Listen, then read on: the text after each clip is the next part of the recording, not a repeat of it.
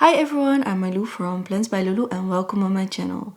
Today I'm going to share with you some tips and tricks for a sustainable plant life.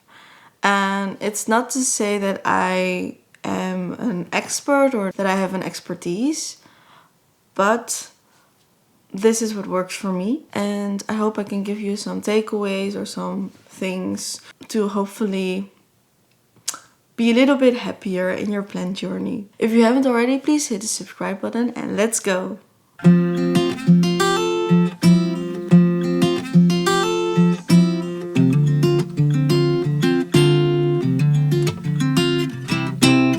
So these are in no particular order, and I will first begin with I think at this moment is the most important thing, and that is there is no watering schedule for me.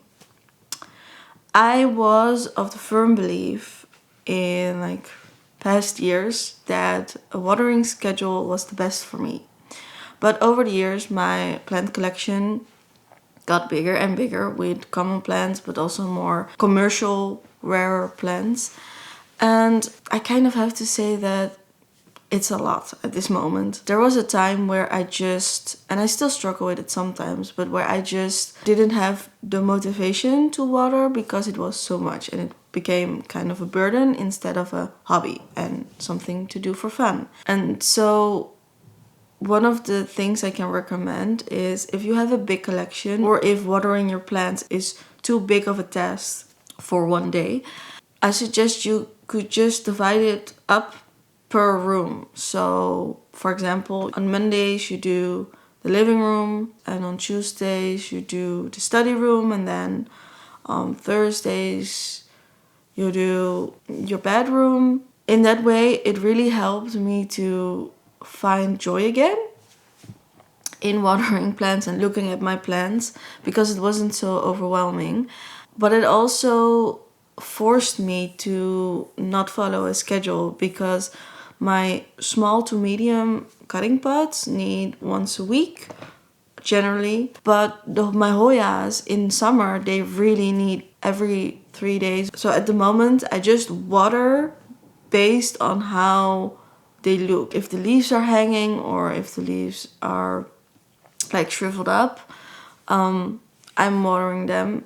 And some plants can handle that more than others, so plants that can't handle that really, I'm watering earlier than that. The next one is have the courage to sometimes cut things up. First, you will hear this and you will think, yeah, but that sounds logical. People that are into plants are gonna experiment or gonna have to cut stuff up. Or because of space, they have to prune. And I thought this as well. But a lot of times when I talk to friends or family that also are into plants, I come to the conclusion that they are scared to cut things up.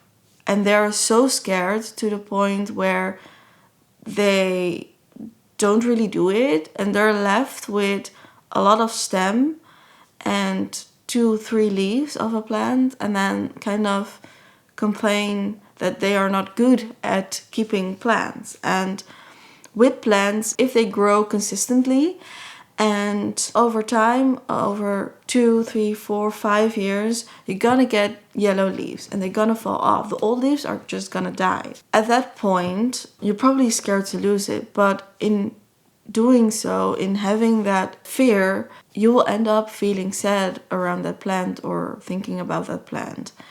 And so what I would suggest is you're gonna cut it up, but you will always have your base as kind of a backup, because a lot of the times at the moment of cutting a plant, the base is the most strongest because the base has already a root system. Of course, if it's healthy. If your root system is rotten and you have to cut it up because of that, then the top cutting is the most easy to propagate, I would say. But that's also my experience. So yeah, that's the second thing. The third tip is don't stress over plants that are not doing well. And of course that's easier said than done. But I know people that have plants that will just hold on to a brown, flaky stem without seeing that it is actively alive. They just will collect all the plants that are not doing well in the hopes that they eventually are doing well. But if you're not changing anything in your care, they're not gonna spontaneously do well. So my advice is, if it's beyond saving and there will be a point where you kind of know, okay, this is not gonna work, this is not the vibe, stop. Just throw it away. Hopefully you will have a second one or a backup. If not, try and look in your surroundings for another one. And otherwise, just put it on your wish list.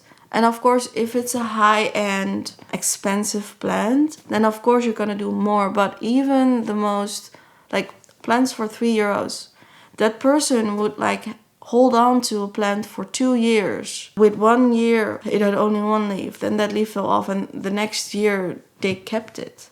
And then they were like sad and constantly saying to themselves, I'm not good with this, I'm a failure in keeping plants alive and stuff. And I was thinking, like, you know, plants can do some weird stuff. They suddenly can decide, I don't like it here anymore, and be fuzzy. Some plants are just fuzzy in general. And sometimes it's kind of your fault and you forgot to water them or something. But the most important thing is, why would you keep it if it's making you sad? If something is not doing okay, see if you can save it. If not, that's unfortunate, but it's not the end of the world. The next one is kind of very simple, but again, easier said than done.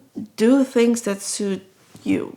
Be true to yourself. And what I mean by that is, my boyfriend really allowed me and was okay with the fact that I was experimenting with how I wanted to incorporate plants in our life. And I came to the conclusion very fast that I really wanted to incorporate greenery in every room, except the kitchen. But there are plants in the kitchen, so that's not really working out. But I know some people have talked to their significant other and they came to the conclusion that they rather have one plant room and the rest of the house is really without plants. And that can have several reasons. You have maybe pets, or you have young children, or your significant other is not a big fan of the plant look or something, or you really want to have your own space where you can unwind, where you can shut the door. So do something what is best for you and your household. Don't focus really on trends. You know, you can take them as inspiration, but don't think that because it's a trend you have to have it. The last kind of trick I can give you is, of course, we all know that if your soil isn't watered for a long time, it will clump together and you have to kind of loosen it, let the soil take up the water. But what I've found is, if you have a plant that you forgot to water one time, or it's very dried out because whatever reason, even though it's more work, bring it to the sink, water it in the sink. Run the water through it 5 times with pause in between. Why I'm saying this is because when I was younger in my plant journey, I kind of was too lazy to do that because it takes more time and more effort.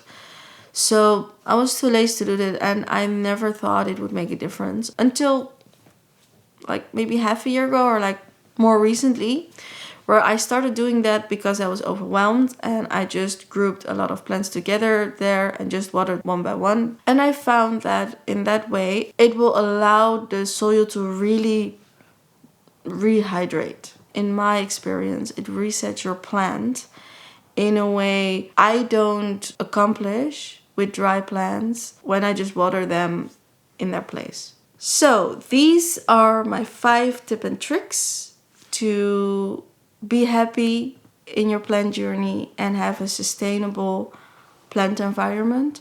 I hope it helped a bit. Please hit the subscribe and the like button, and I see you in the next video. Doei!